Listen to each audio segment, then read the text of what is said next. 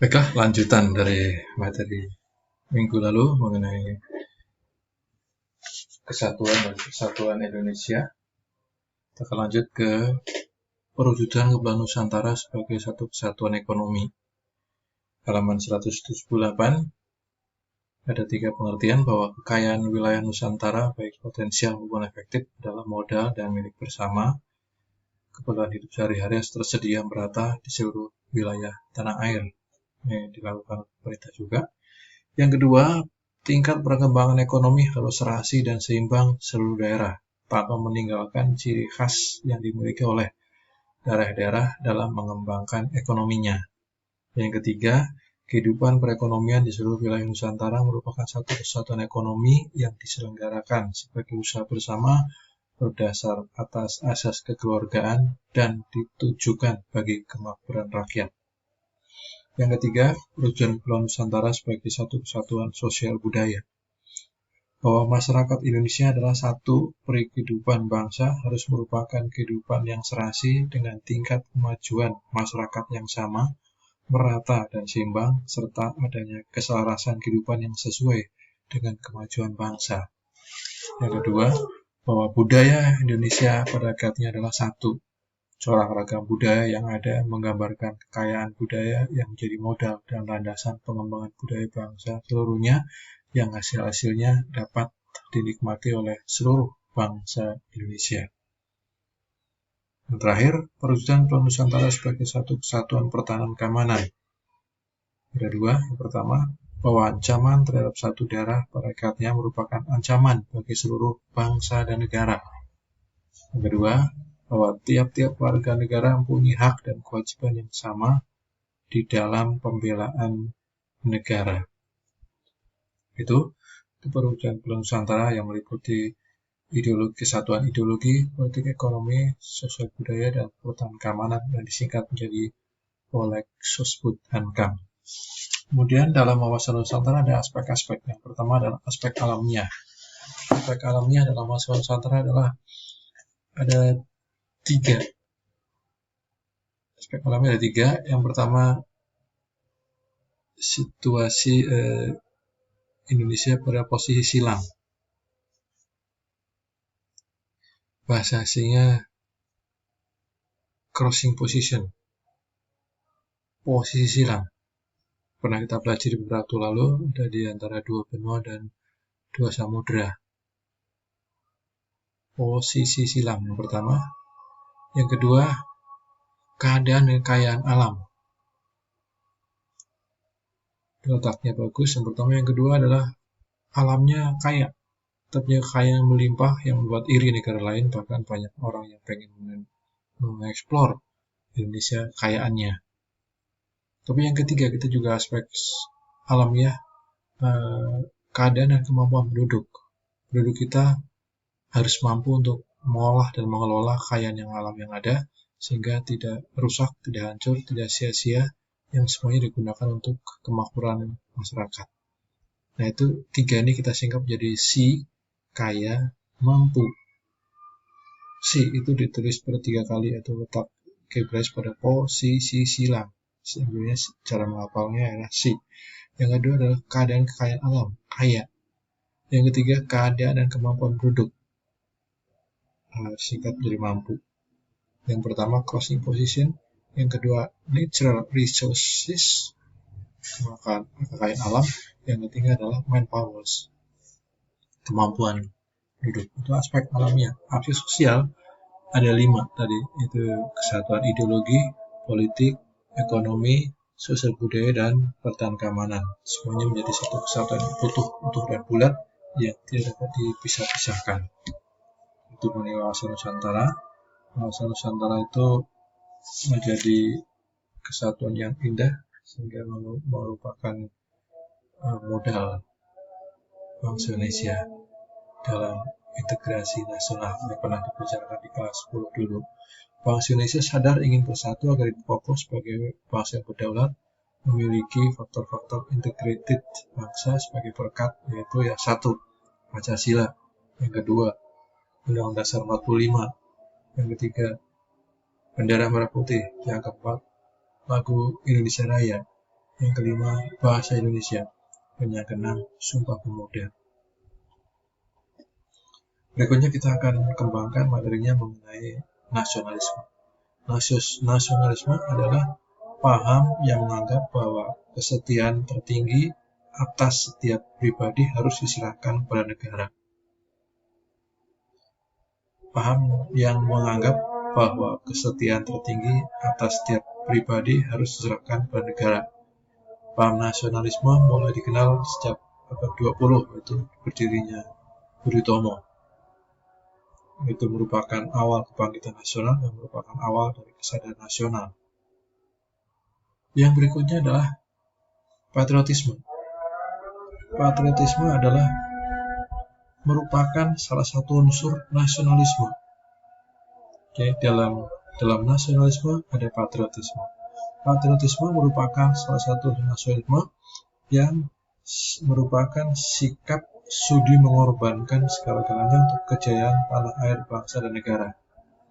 Ciri-ciri patriotisme diantaranya sebagai berikut. 1. Cinta tanah air. 2. Rela berkorban untuk kepentingan bangsa dan negara. 3. Menempatkan persatuan dan kesatuan serta keselamatan bangsa dan negara di atas kepentingan pribadi dan golongan. Yang keempat, jiwa pembaru. Yang kelima, tidak kenal menyerah. Luar biasa. Nah, itu merupakan hal yang keterkaitan dengan wawasan Nusantara, nasionalisme, dan patriotisme. Berikutnya, di dalam Undang-Undang Dasar 45 daripada pasal 1 ayat 1, hati-hati andai kata ada undang dasar yang salah, saya disebutkan negara Indonesia ialah negara kesatuan Republik Republik. Itu adalah pasal yang dirumuskan oleh PPKI yang untuk bertekad menjadi satu Indonesia. Wujudnya adalah negara kesatuan yang kokoh, yang utuh, yang tidak bisa dirubah oleh siapapun. Dan itu diperkuat dalam Undang-Undang 45 pasal 1 ayat 1 dan pasal 37 ayat yang kelima. Mengenai hal negara kesatuan itu tidak dapat diganggu-gugat. Jadi tidak bisa dirubah lagi sesuai dengan yang sudah kita sepakati secara nasional bahkan internasional. Apa pasal-pasal yang dituangkan dalam yang merujuk kepada persatuan kesatuan? Pertama pasal 1 ayat 1, yang kedua pasal 18 ayat 1 itu wilayah nasional Indonesia. Berikutnya pasal 18B ayat 2, berikutnya pasal 25A, pasal 37 ayat 5 yang merupakan kesatuan tidak dapat diganggu tadi. Diperkuat lagi di dalam sila ketiga Pancasila dan di dalam UKM 45 alinea keempat yang pemerintahan negara Indonesia yang melindungi segenap bangsa Indonesia dan seluruh tumpah darah Indonesia. Jadi kita bersyukur karena kita sudah diberikan persatuan yang membuat kita tidak mudah terpecah belah, meskipun seringkali setiap saat ada hal yang merintangi itu biasa, hambatan, tantangan, rintangan, ancaman, gangguan selalu ada. Dalam pasal 25A di 45 disebutkan bahwa negara kesatuan Republik Indonesia adalah sebuah negara kepulauan yang bercirikan Nusantara dengan wilayah yang batas-batas dan hak-haknya ditetapkan dengan undang-undang. Jadi ada pengertian wilayah Nusantara. Istilah Nusantara dalam ketentuan tersebut dipergunakan untuk menggambarkan kesatuan wilayah perairan dan gugusan pulau-pulau Indonesia yang terletak di antara Samudra Pasifik dan Samudra Hindia, dan di antara dua benua, yaitu benua Asia dan benua Australia, yang mencakup kesatuan politik, kesatuan hukum, kesatuan sosial budaya, dan pertahanan keamanan. Jadi Pancasila hanya ada satu, TNI juga hanya ada satu, tidak ada TNI per daerah. Namun dalam pelaksananya mereka membagi-bagi dalam wilayah-wilayah sebagai satu kesatuan. Begitu kondisi yang ada di Indonesia, bahwa persatuan itu merupakan hal yang sangat fundamental, sangat menyatu, dan tidak bisa diganggukan, dan tidak boleh ada kegiatan apapun yang melakukan tindakan di luar kesepakatan secara nasional. Pancasila kita satu, berikutnya Undang-Undang Dasar juga satu, meskipun harus diperbarui sesuai dengan perkembangan zaman, situasi yang ada, makanya sudah dilakukan oleh MPR, melakukan amandemen sebanyak 4 kali, yaitu tahun 1999, tahun 2000, tahun 2001, dan tahun 2002, 4 kali, dan kita akan yakin akan ada perubahan atau amandemen lagi.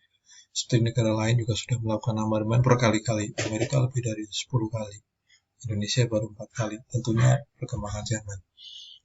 Apa yang membuat berubah? Ya, kondisi masyarakatnya.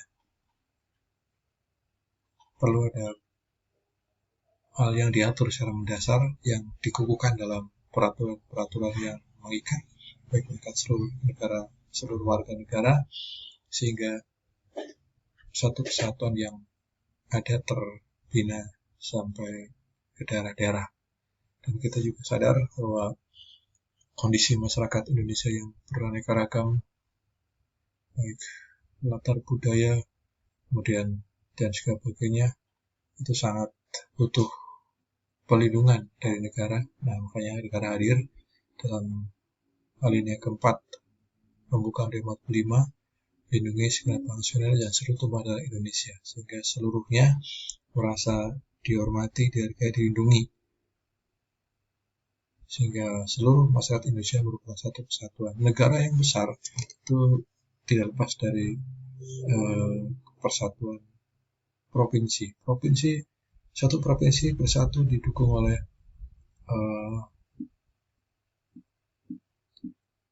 kabupaten. Kabupatennya bersatu dan wilayah kecil lain kecamatan. Kecamatan bersatu menjadi satu kabupaten yang indah. Berikutnya dalam kecamatan ada lingkungan bagi-bagi, ada desa-desa. Desa-desa dibagi lagi menjadi wilayah-wilayah seperti dusun-dusun. Yang terakhir adalah ujungnya keluarga. Oleh karena itu, keluarga adalah sebagai tiang negara, di mana persatuan di dalam keluarga, keamanan dalam keluarga, perdamaian dalam keluarga, menjadi ujung tombak persatuan seluruh wilayah Nusantara. Jadi diharapkan kita semuanya menyatu, baik ada di sekolah, di masyarakat maupun yang ada di negara kita. Demikian materi video kedua dalam bab yang mengenai wawasan Nusantara. Selanjutnya kita masuk ke pertanyaan-pertanyaan. Buatlah contoh sikap persatuan yang ada dalam lingkungan keluarga. Sikap persatuan yang ada di lingkungan keluarga, buat contoh, bisa 1 atau 2 contoh, silakan. Ada bentuk kegiatan di rumah ataupun aktivitas harian, apalagi dikaitkan dengan kondisi COVID-19 yang belum usai sampai bulan Maret tahun 2021, sudah menginjak 1 tahun COVID-19, namun masih terus ada. Nah, silakan dikaitkan antara persatuan dengan kondisi COVID yang ada, buat sebuah contoh kasus, ditulis kemudian dikirim di video masing-masing, minimal 1. Demikian pertemuan hari ini, kita ketemu lagi pada video yang akan datang.